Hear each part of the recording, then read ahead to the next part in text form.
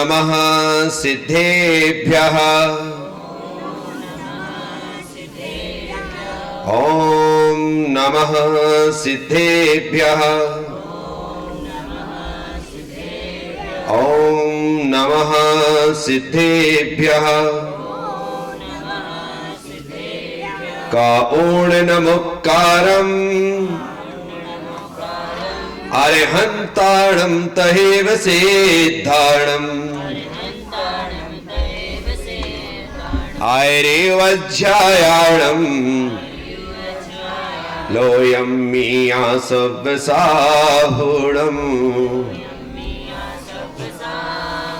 लोयं मीयासव्यसाहुणम्।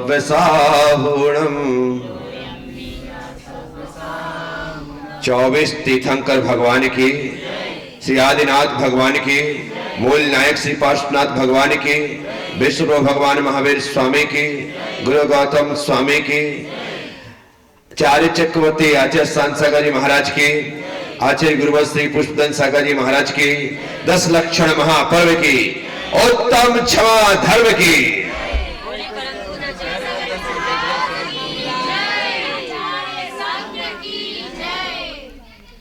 उपस्थित भव्यात्मा उत्तम क्षमा धर्म की पूजा करते हुए आप भगवान जिनेंद्र के समक्ष गुणानुवाद करते हुए कह रहे थे, पीड़े दुष्ट अनेक, बांध मार बहुविधि करे, धरिए क्षमा विवेक, कोप न कीजे पीतम। संसार में 2 ही किस्म के लोग हैं, एक तो सज्जन है और एक दुर्जन है। जो दुर्जन है वे दुष्ट कहे जाते, उन्हें दूसरों को पीड़ा देने में सुख मिलता है, और सज्जन जो होते हैं उन्हें दूसरों की पीड़ा हरने में सुख मिलता है। इतना ही तो डिफरेंस है। एक दुख देकर के सुखी होता है, एक दुख हर के सुखी होता है। जो दुख हर के सुखी होता है वह सज्जन है, और जो दुख देकर सुखी होता है वह दुर्जन है। आप क्या है? क्या है? बोलिए, हम सज्जन हैं। क्या है? क्या है? अपने आप को कभी दुर्जन मत कहना, और कभी हमारे कारण किसी को पीड़ा हो रही है और आपको सुख मिल रहा है तो उसी समय अपने कानों को पकड़ना और कहना कि हमने 10 लक्षण पर्व के पहले दिन गुरुदेव के प्रवचन सुने थे और सुना था कि जो दूसरों को दुख देकर के सुखी होता है वह दुर्जन है, तो अब मैं दुर्जन बन रहा हूं। नहीं नहीं नहीं, मुझे तो सज्जन ही बन करके जीना है, मुझे दुर्जनता का परिचय नहीं देना है। आप हम सब लोगों को इस बात को यहां ध्यान रखना है, पीड़े दुष्ट अनेक। जो दुष्ट है वो अनेक प्रकार से पीड़ा देता है। कैसे देता है? एक प्रकार से नहीं, अनेक प्रकार से। उसके दुख देने के तरीके भी अलग अलग होते हैं।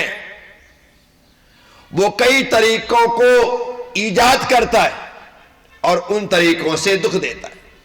आपने गौर किया होगा, आपने पहले मूवी देखी होंगी, तो जब कोई दुष्ट दुराचारी आतंकवादी किस्म का व्यक्ति पकड़ा जाता है तो वो अपना मुंह नहीं खोलता है, अपना मुंह नहीं खोलता। तो यहां तो दुष्ट से उसकी दुष्टता स्वीकार करवाने के लिए पुलिस उसे कष्ट देती, हंटरों से मारती है, करंट लगाती है, बर्फ की सिल्लियों पर सुला देती है, अनेक ऐसे काम करते किसी प्रकार से बोले। तो जो दुष्ट होता है ना वो भी ऐसे ही कष्ट देता है। ना जाने कौन कौन से तरीके से वह कष्ट देने का प्रयास करता है, तो कष्ट देता है। तो पीड़े दुष्ट अनेक, जो दुष्ट है वो अनेक प्रकार से। तो कौन से अनेक प्रकार? बांध, सबसे पहले बांधता है। क्या करता है? बांध दिया। मारता है, बहुविध करे, बांध भी दिया, मार भी दिया, सब कुछ कर रहा है, भूखा प्यासा रख रहा है, तकलीफ दे रहा है। कौन? दुष्ट। कौन? आप हम क्या है? आप हम क्या है? सज्जन हैं। क्या है? सज्जनता का परिचय हमेशा देना, मेरे द्वारा मेरे मां बाप को कष्ट ना हो, पहला सूत्र। मेरे द्वारा मेरी पत्नी को तकलीफ ना हो, दूसरा सूत्र। मेरे द्वारा मेरे बच्चों को तकलीफ ना हो, तीसरा सूत्र। मेरे द्वारा मेरे सास ससुर को तकलीफ ना हो, पहला सूत्र। मेरे द्वारा मेरे पति को तकलीफ ना हो, दूसरा सूत्र। मेरे द्वारा मेरे बच्चों को तकलीफ ना हो, तीसरा सूत्र। ये तो हो गया अपने परिवार का मामला। कहां का हो गया? मेरे द्वारा मेरे मित्रों को तकलीफ ना हो, मेरे द्वारा मेरे अड़ोसी पड़ोसियों को तकलीफ ना हो, मेरे द्वारा मेरे शत्रुओं को तकलीफ ना हो, ऐसा जो सोचता है वह सज्जन होता है। दुर्जन तो अपने मित्रों को भी कष्ट देता है, सज्जन अपने शत्रुओं को भी कष्ट नहीं देता। पीड़े दुष्ट अनेक, वह दुष्ट जो है वह अनेक प्रकार से तकलीफ। तो क्या समझ में आ रहा है? मेरे द्वारा किसी को कष्ट ना हो। कष्ट के तरीके अलग अलग होते हैं। आप अपने व्यवहार से, अपने बोलचाल से कष्ट दे सकते आपको यदि बोलना नहीं आता है तो आप कष्ट दे रहे हो, आपको चलना नहीं आता है तो आप कष्ट दे रहे हो, आपको खाना नहीं आता है तो आप कष्ट दे रहे हो, आपको रखना उठाना नहीं आता तो आप कष्ट दे रहे हो, आपको मलमूत्र का छेपड़ नहीं आता है तो आप कष्ट। 5 समिति का पालन क्या है? जीवों को कष्ट देने से बचना। मैं देख के चलूंगा तो किसी को कष्ट नहीं होगा, किसी को तो क्या मुझे भी नहीं होगा। नीचे देखे 3 गुण पड़ी वस्तु मिल जाए और ठोकर भी लागे नहीं और जीव जंतु बच जाए, इसलिए किसी को कष्ट नहीं हो रहा। ये पंच समिति का परिपालन से इसलिए तो है कि ना मैं कष्ट चाहता हूं और ना किसी को कष्ट देना चाहता हूं। उत्तम क्षमा धर्म है क्या? आपने सबको कष्ट देना बंद कर दिया, समझिए आपने क्षमा धर्म को धारण कर लिया। और आप किसी को कष्ट दे रहे हैं तो आप क्षमावान नहीं हैं, क्षमा से युक्त नहीं। तो यहां पर धैर्य क्षमा विवेक, क्या क्षमा को धारण करना है, पर कैसे? विवेक के साथ। किसके साथ?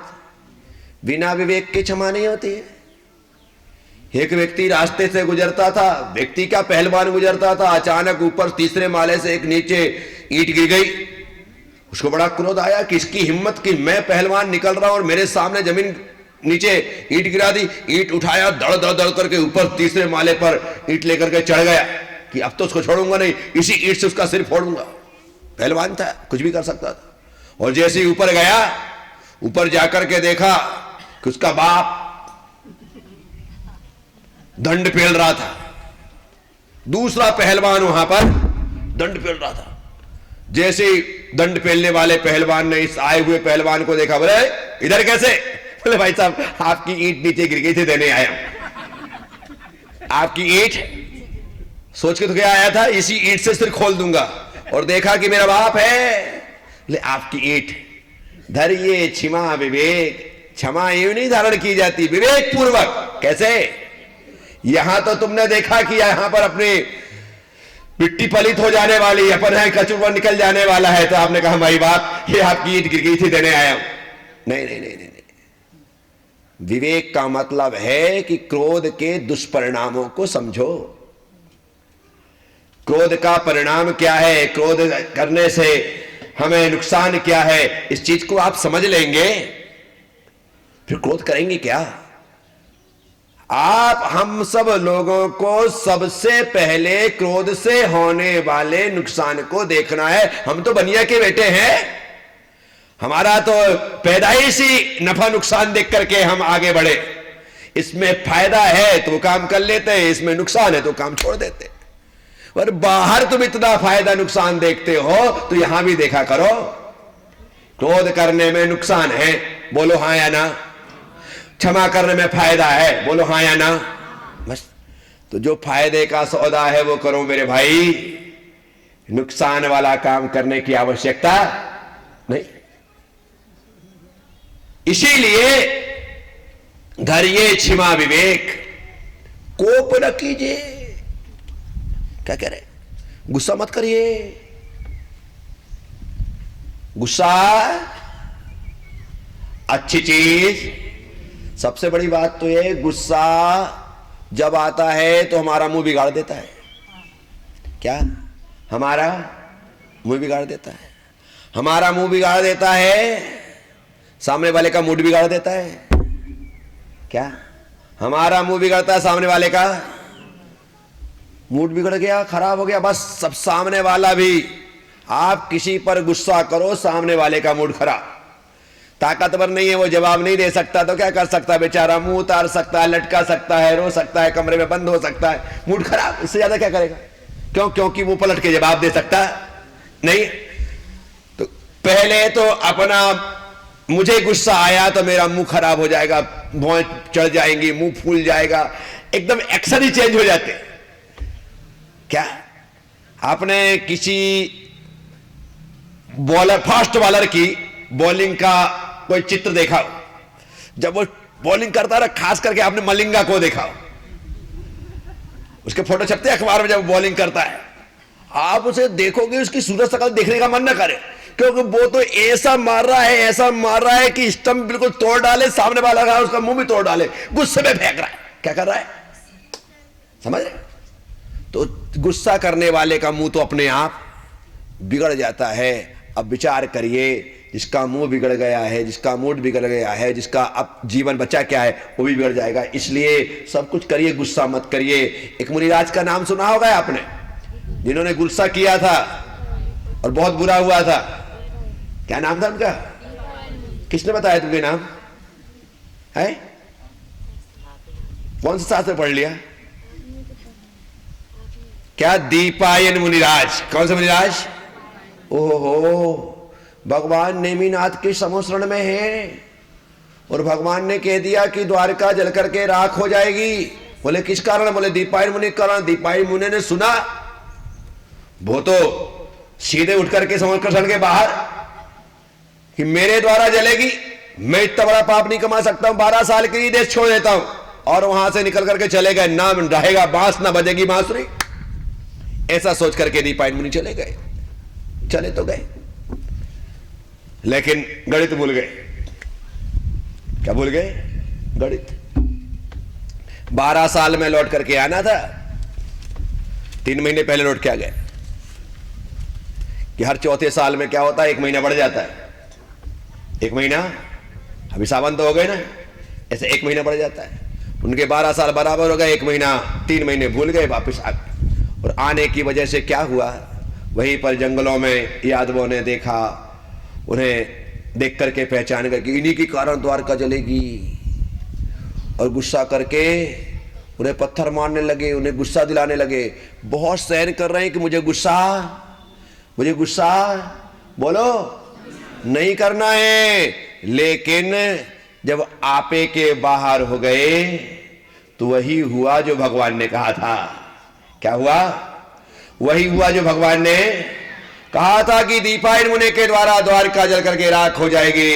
एक तेजस पुत्र निकला, जाकर के द्वारका को जला दिया, अंत में आकर के मुनिराज को भी जला दिया।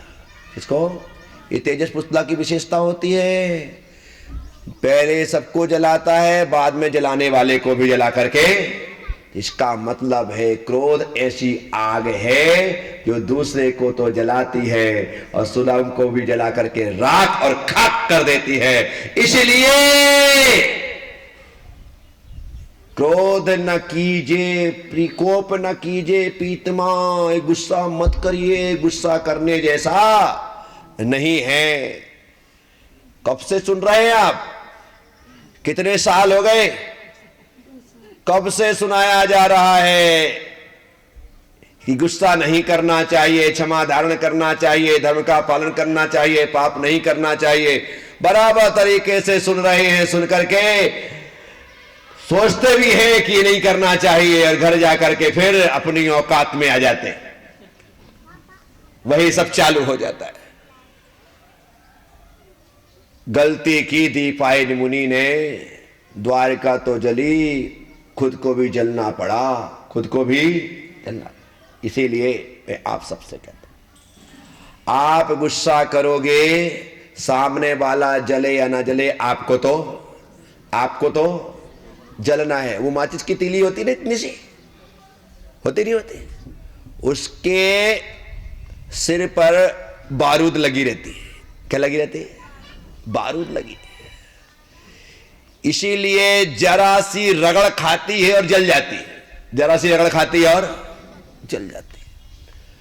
अब जल तो गई, सामने वाले को जलाए ना जलाए कोई जरूरी। कितने बार दीपक जलाते हो ना तुम लोग, एक काड़ी जलाई बुझ गई, दूसरी जलाई, दो तीन तीन। अभी बारिश हुई थी तब देखो, जब सीलन आ गई थी, काड़ी पर काड़ी जल जाती है, लेकिन कुछ जला नहीं पाती। तो हर काड़ी सामने वाले को जलाएगी ऐसा, लेकिन खुद तो जल करके खत्म। अब वो काड़ी किसी काम की नहीं है। एक बार जल जाने के बाद पूरी सीख होने के बावजूद भी अब वो फेंकने के काम की है। बस गुस्सा भी ऐसा ही है। जब हम